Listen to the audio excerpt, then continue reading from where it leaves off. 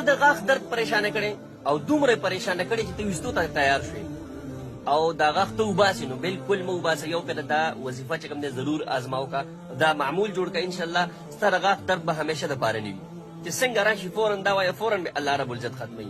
داسې یو دعا انشاءالله تاسو ته زه نن ښیم د نبي علیه صلات وسلام دعا.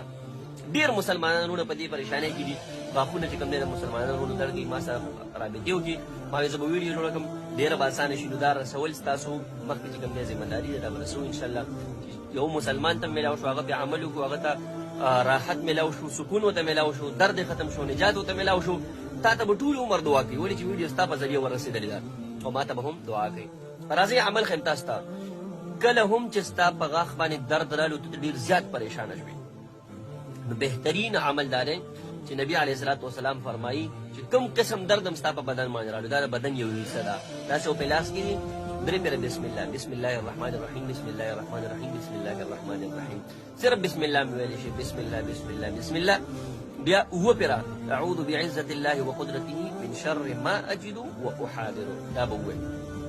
درې پیره بسم الله، اووه پیره دا، او په دې غاښ باندې به دم کې انشاء الله تعالی د الله په فضل سره او د نبي علیه الصلاة وسلام په دې ښودلي شوي عمل سره به الله رب العزت تاسو ته فورا شفا درکوي. نو غاښ باره کې به انشاء